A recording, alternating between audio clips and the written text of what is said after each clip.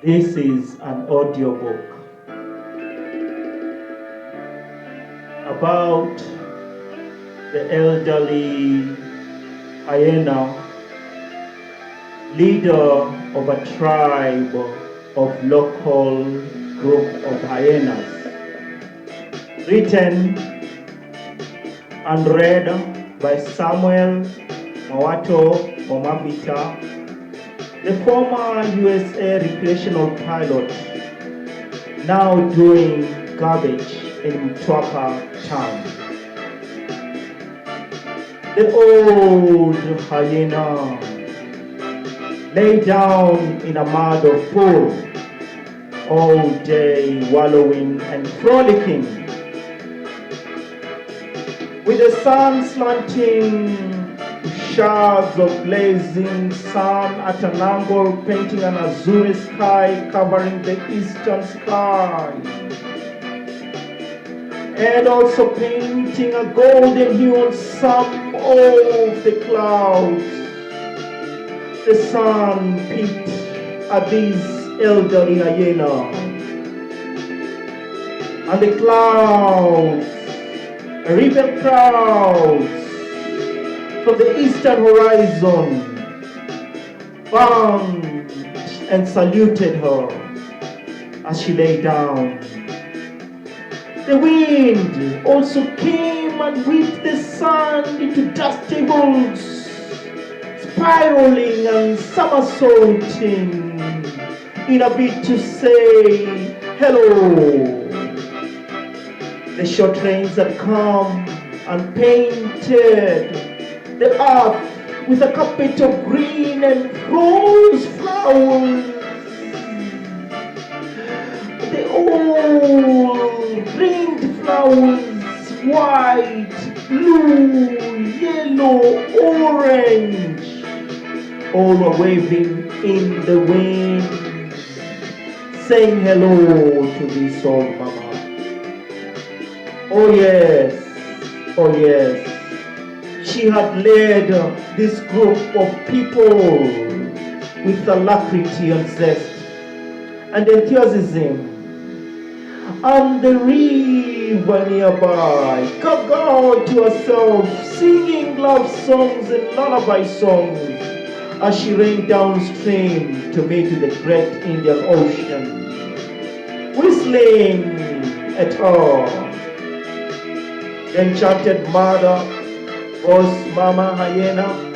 The old hyena lay very much smothered in mud for hours on end, wallowing and frolicking in the mud, at times just laying motionlessly, except for one bright brown eye, now enchanted, fascinated, captivated, and tirelessly and skillfully watching with a trained eye, watching a score of gilded vultures falling from the scampering evening sky like falling leaves from another world.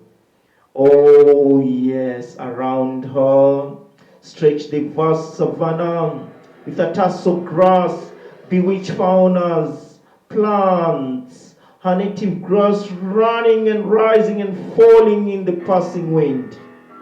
The stock grasslands of East Africa, a region of the skilled hunters and the gauntlet running hunted prey, a place of elephants, lions, leopards, zebra, wildebeest, warthogs, and the rabbits.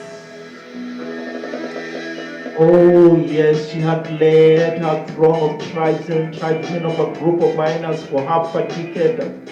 She had served with class, served fervently, with skill, zest. She had been so courageous, marching on without fear. A contagious enthusiasm had filtered throughout the whole rebel group of hyenas, and with great zeal and effort, food had been brought in plenty, leaving everybody satisfied and happy.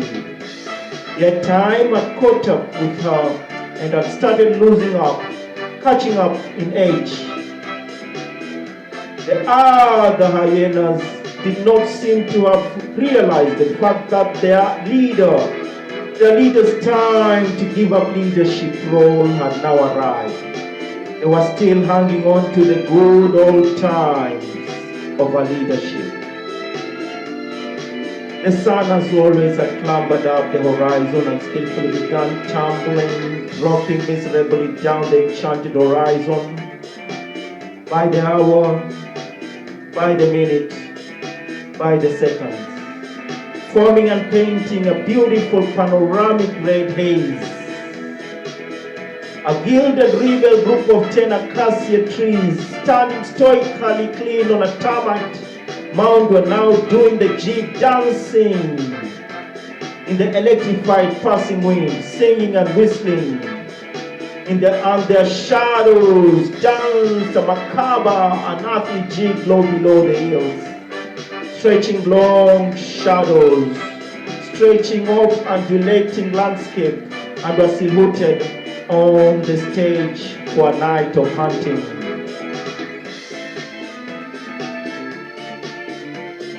The hyena stoically stood erect and shaking herself vigorously, shook off showers of mud, and chunks of mud fell off her body.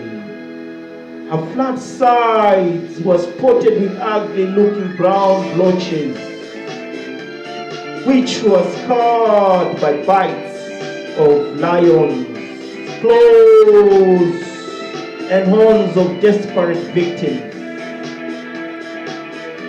Her tattered ears were sliced, ripped, slipped, and torn, and her right eye started and stared sightlessly into space.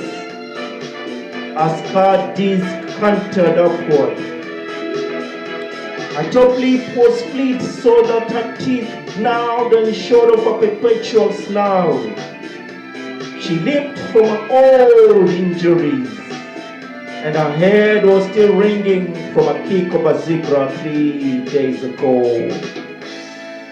Now, 10 years is a long time on the plains for a hunting animal, and the weight of this passage of time placed on her, with a skilled and competent leadership so unparalleled, had no comparison, deep with responsibility and care weighing down on her shoulders. A true survivor, she could very well manage and go without and lasting days without food. But now, with 3 little hungry cubs wailing for food in a den 50 miles away, she was quite restless and anxious to replenish the supply of milk. And because the autumn rains were late and the zebra and antelope had moved south in search of new grass, thus making food scarce by reducing the prey, and she could not hunt near her den for fear of exposing her children of marauding hunters, so she had hunted farther downstream.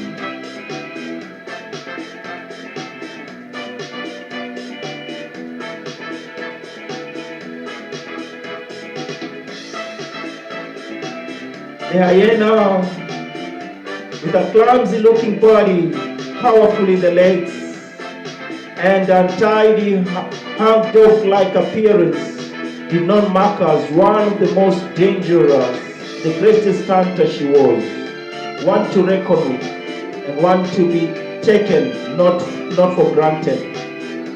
Given respect she deserved, and feared. And as the day progressed, to the evening, and an enchanted purple night slowly stole into the vast grasslands of the East African, painting everything gray, and she arose and gave a whooping, rallying call, a whooping cry, soft, not howling loud, but penetrating through the night. And from the gloom, darkness, low hoops answered from all sides. Forlorn, weary, dark shapes looked up out of the nearby creek, and guys stalked out, melding into the tribe of more than a dozen hungry hyenas, which the old female dominated and led. Powerful males, powerful females, young females and youngsters, all submitted to her. She was the boss mama. Oh yes, she had become dominant not because she was big and powerful. In fact, all female hyenas are in fact bigger than their male counterparts. But she had become a leader because she had a special skill in hunting.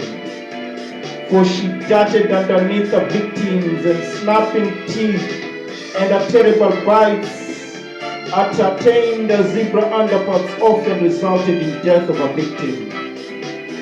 Even though she only weighed 150 pounds and was dumped by the 600 pounds of a victim, being so good at her leadership skills, the other hyenas did not even suspect she had found each night's attack a little harder than the last. Because of her advancing age, she was now stumbling, even miserable, falling all over herself, falling at high speeds chases that demanded the strength, agility, and tenderness of the youth, now very much long gone. As the sun went down the horizon, and the moon took to the center stage, and the late evening wind blasted through the enchanted hazel trees, as the darkness loomed and in the nick of time, she took up to strolling, and now headed down the glade, following a well-trodden path, flanking a dry creek bed. The others fell in line behind her, low loping in a low struggling life. A leopard's guttural cry shot through the air, but no one paid heed, and a flittering staccato bark of a baboon failed even to turn a single head. The gilded moon whisked shone a silver light in the female's good eye. She began to run, perhaps on impulse or in instinct. Perhaps her cute ear had picked up one tiny sound, and at once she had begun running, then stopping and amputating stiffness like a wet rag dropped her off her limbs, and racing blood had taken over, surging through and causing within her, giving her new courage and raw confidence. Ahead of her, the pounding throng of soldiering zebras sounded ahead, dead ahead. They were cantering at 15 miles an hour, each stallion behind his family of mares in form of self-defense. The hyenas were beside themselves with joy and hoping. They were out of their skins with excitement. They were happy at the prospect of food. The happy, excited hyenas running at an effortless 30 miles an hour quickly overtook them zebras. The alarmed, frightened stallions turned at bay. They were beside themselves with fear and out of their skins with fright. With ears well back, teeth baring, whirling massively, lunging forth, ferociously kicking and hard biting. Oh yeah, 200 hoofs chopped and hammering the grass as the mares herded behind them in defense. And all of a sudden, the night exploded with an electrified moment as sparks dashed out. A thundering rocket sound wafted, a rocket of muffled sounds flashed about. Heavily gasping prey on defense, the zebras. The loudly brain fighting, caught up zebras who were beside themselves with worry and gross perturbation, mingled with the happy hoots and howls of worked up expecting hyenas that were beside themselves with longing for food. They were maneuvering strategically for a sure kill and a fight. A young careless male hyena was gruesomely kicked, his body catapulating vertically, and his moans dying away as the others charged on ahead, leaving dust behind. The old hyena, as before, struck out with a muzzle pointed underneath the tender part of a male zebra. By being a few seconds slower, the zebra countered with a front kick, blocking the jab of the furiously attacking female hyena. And in the fight and skill, she got bruised and injured. Then the old female hyena's motif and strong determination oozed out, weakened and died. In her attack, she got bruised. She failed to make a little thrust. Suddenly gasping, she bolted, turning away. Her retreat, however, blunted, killing the alacrity and enthusiasm of the others. Oh, hyenas looked miserably. Soon after, panting, looping, and limping hyenas stormed out of the smoky white dust of the official battlefield. And they were collapsing on the ground, panting. Soon the only sound on the electrified moment of the stalking night's air was filled with their heavy and deep breathing. And in that green night, the hyenas went home hungry. That night went to the zebras.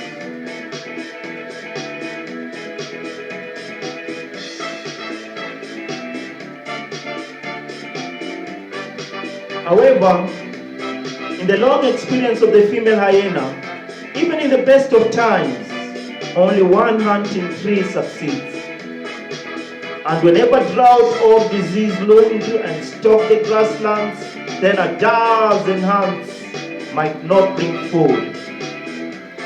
Once in her heyday, she would have been the very first out, the first away, running so fast in the next chase. With fervency, boldness, courageously leading the other troops to the aggressive and mighty attack. But now, weary limbs, sore muscles, body aches, a hangover headache, bogged her down. She was not at all at her best tonight. So some very intelligent youngsters took over and assumed leadership and carried off while she lay down so wasted, so exhausted. A whole silent hour passed by, nothing happened. Then a distant wolf cry, then immediately followed by fast-pacing, pounding hoofbeats. Then an excited howl told her that the youngsters had managed to cut a wildebeest out of its head. Now the herd was running and it had been cut out. And now had it hard on the run, running the gauntlet in her bid to escape. She all of a sudden stood up, rubbed her eyes, casting off rags of sleep falling away like wet blankets. She then bolted, taking off at full speed, dead ahead, with the gas down, the pedal acceleration down, leaving dust behind. The old hyena was bent on joining the chase in a rush. When the silver moon slid behind a shadowy cloud, however, immediately red flags rose in her brains, flashing red. Experience spoke to her so loudly, cautioning her to slow down. No animal in his right mind could safely run at top speed over an earth littered with holes and mounds, fallen logs and stones, pits of wattles, pitted termite wounds, holes of battered foxes, holes of hyenas, jackals, honey badgers, and misplaced fallen logs and rocks. One misstep into a jackrabbit's hole could so easily snap a hyena's leg. Thus, she applied the brakes and slowed down. She was so much trailing behind when the wildebeest with a throng of hyenas on either side dashed into a streamside thicket in a bid to hide, and with less desperate effort plunged into the dark waters with a splash and a thud. Oh, at once, guys, the hyenas, a score of eager and excited hyenas, heaved and howled themselves aggressively, and they poured into the churning waters below, falling after the wildebeest. Happily, the female hyena eventually caught up, getting there close to the riverbank a few minutes later.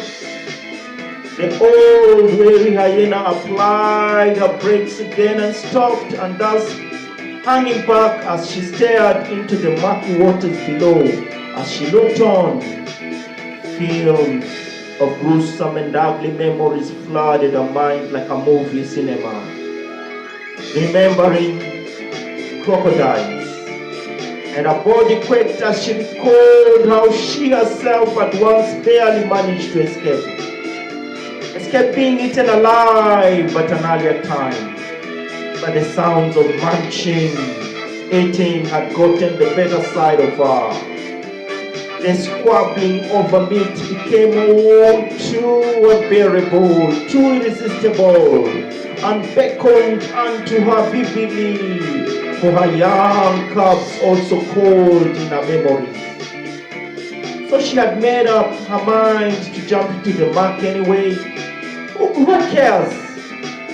Who cares about crocodiles? Only the fearful and the cowards. So she had encouraged herself. So casting the shadows and rags of fear aside, she was poised to jump.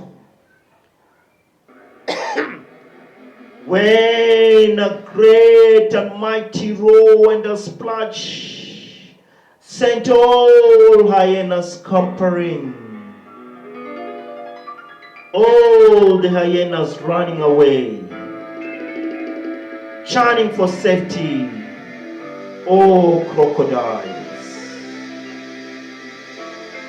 The old female sighed deeply, almost fell down with gratitude.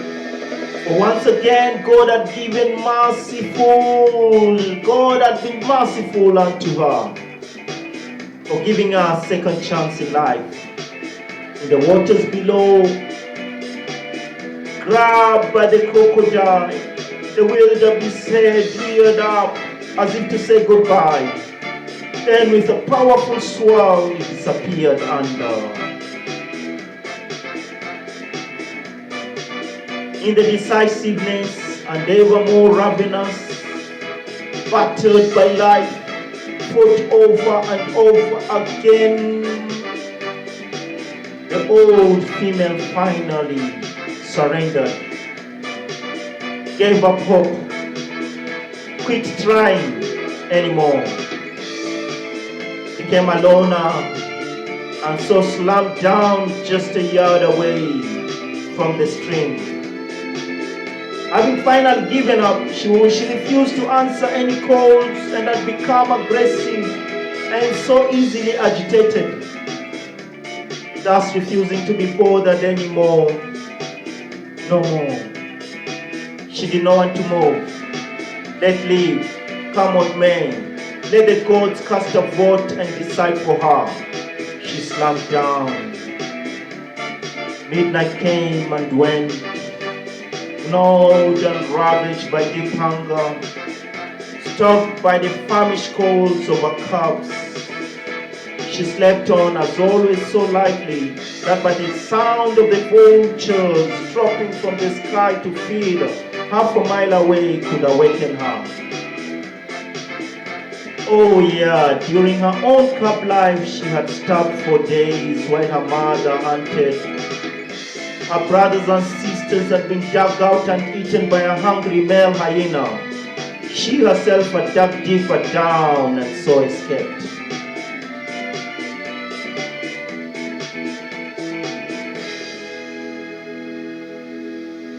The old female hyena lay down tired, so very exhausted and weary.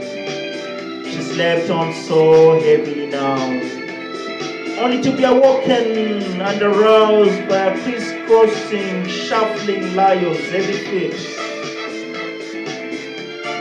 Being woken up now, she was startled, hardly believing her changed fortunes. So she grabbed the filthy rags of sleep and tossed them away, clearing and casting away the last night's cobwebs of sleep. She rubbed her eyes, allowing her eyes to slowly focus, and being fully alight, she then brought herself to standing tall. Her giddy tail hushed and curved over her back. Oh yes, it was a lone lion, an opportunity. Oh, lions. Yet old memories of these great castes, so dangerous, so unpredictable, mischievous and malicious, which made her and her tribe to quake, being restless and mightily trembled. One bright day, lions had killed a buffalo almost on top of a creek, and a cub-filled den. Then they took 5 leisurely days to eat it. She had been very anxiously forced to circle the bloated brook, so helpless and hopeless. She was beside herself with perturbation and was out of her skin with grief, listening to her cubs crying supreme hunger until one by one of their voices went silent as they succumbed to death.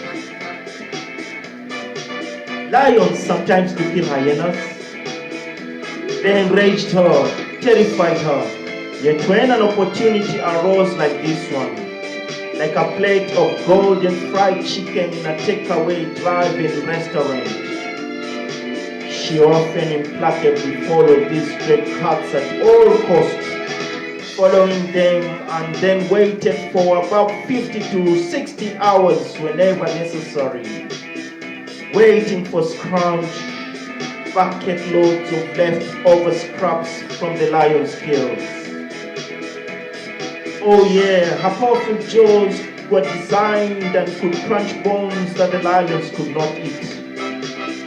They were created in a way that a strong stomach juice could dissolve hide and skull, intestines and hoof that are unattractive to other hunting animals.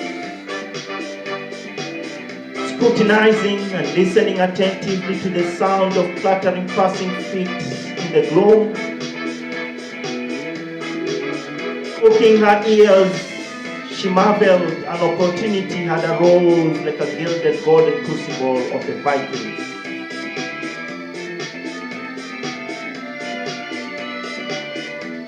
The steady, plodding steps told of a solitary lion. And if he made a kill, he would be very vulnerable to his meal becoming stolen. She very quickly maneuvered herself and moved toward the sound of the lone lion's shuffling footsteps. This was no time to waste, no time for the cowards and the fearful, not for the timid, Not for the procrastinators, not time for patience, but time for the very bold and courageous. Time for the fearless, those that take no for an answer, those who believe in opportunity and swim towards them.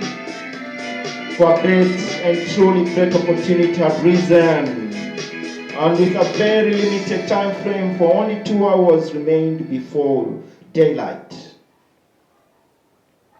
Oh yes, her ardor rang loudly at her brain, saying that her ardor was lack of milk. Her wailing, longing cubs had been without food for days now, and already they were giddy. Sticking to a plan of following the lone lion, she followed for an hour, crossing dry, shrunken streams, went down the gravel track, crossing great shadowy thickets, passing the stark moon shadows of candleberry, ghostly trees, tiptoeing through thorn bushes and thickets, and from the gloom, hyenas appeared at her side, sniffed her and disappeared into the darkness. Distant, desperate cry of a victim being chased by the hyenas went through the air, told of a chase, but she would not divert from her plan, nor give it a second thought. She stuck to her plan, like a tick sticking on a cow's hide.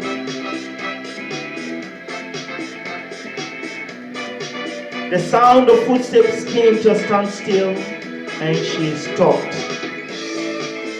She stopped too, ears at attentive and uprust, tail vibrating and trembling.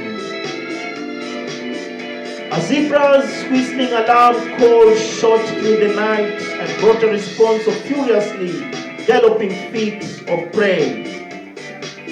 A mad rush. Then there was a brief silence as the prey cocked their ears and attentively listened.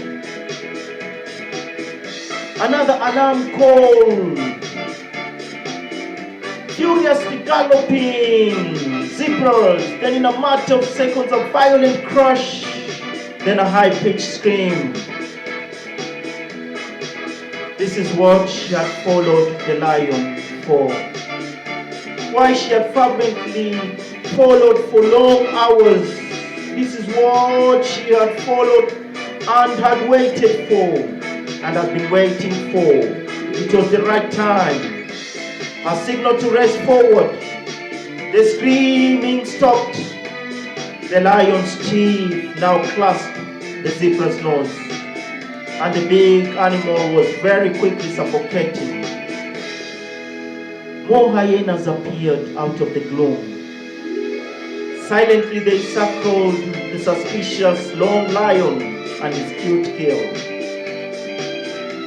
The opportunity had matured, and right here the pressure of a slack ardor, half-famished cubs, the need for meat gnawed at her. She was fast on the attack. The female's impatience grew very quickly with each passing second. Fur bristling, tail curved tensely, she quickly maneuvered and strategically began a calculated slow, half-sideways advance on the lion with its kill.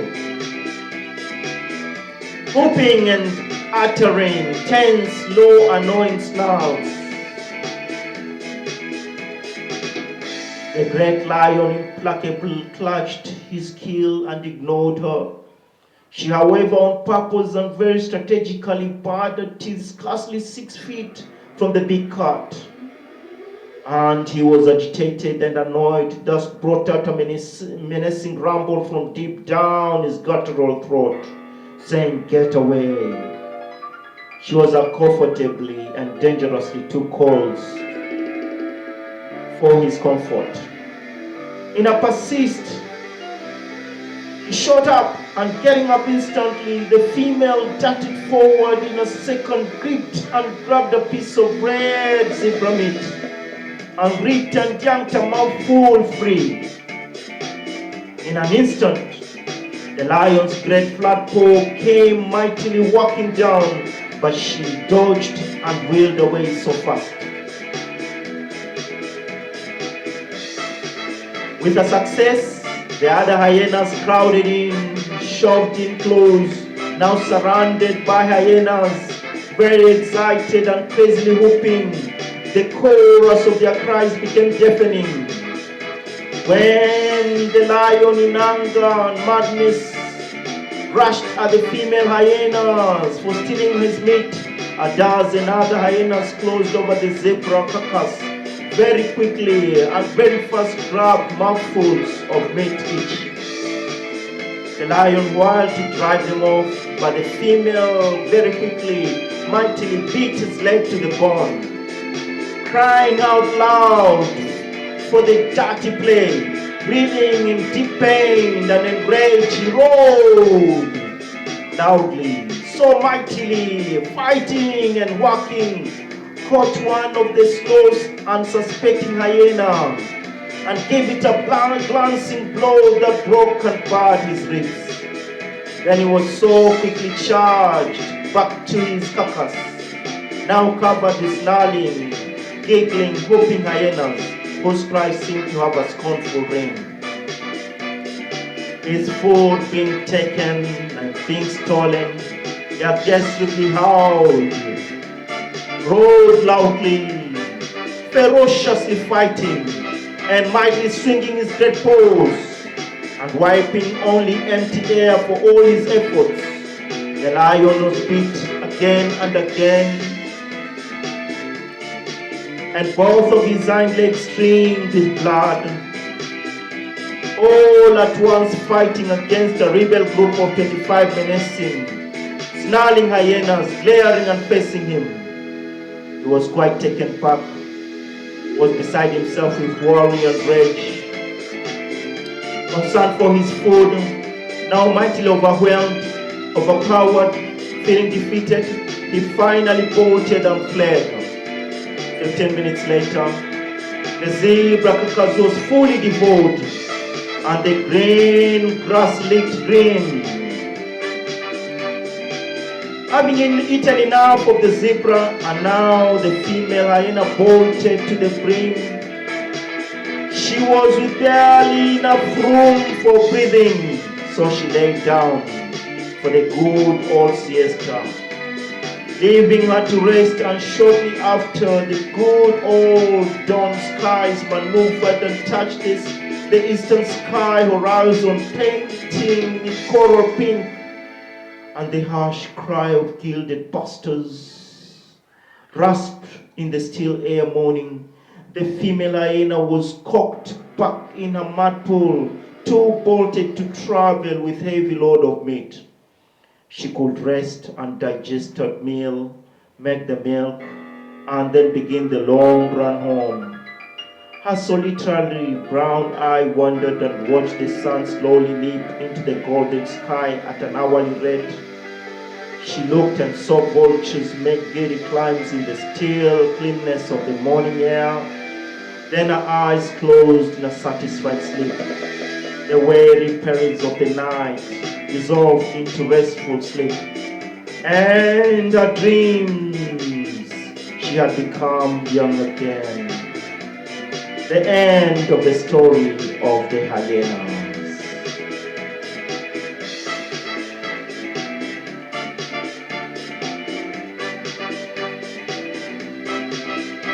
Africa, the dark continent, with the scorching sun and hot days with long nights, with forlorn, long lagging days mostly going empty, long weary haggard of nights, vast stretches of dry deserts and rough rider rivers, with a throng of black people so much hampering, hanging on to the legacy and ways of the Western man, imitating the white man's language, imitating his voice, imitating his ways and character, but they are left behind in technology and development, lagging behind from the West. A place first with corruption, electrical shortages and blackouts, pipes of water gusting and gushing out precious water, one-way roads, and houses built so close to the roads, there's no expansion, there's no room for expansion. Africa, a vast land of mostly unnavigable rivers, and the people swimming in major disadvantages and strife. Africa, the land with less opportunities and a folk hampering for a bright future. A land where corruption runs the order of the day. Oh yeah, oh yeah, oh yeah. Africa, the forgotten continent. The land of immigration of 1 million people, and her people also migrating to other countries looking for a better future, higher pay, brain drain. Oh yes, Africa marches on, unperturbed that they are being the laugh of the West. Oh yes. Right in the midst of all this perturbation, Africa moves on, marching on with alacrity, unperturbed by the criticisms and scorns of the West. Africa, Mother Africa.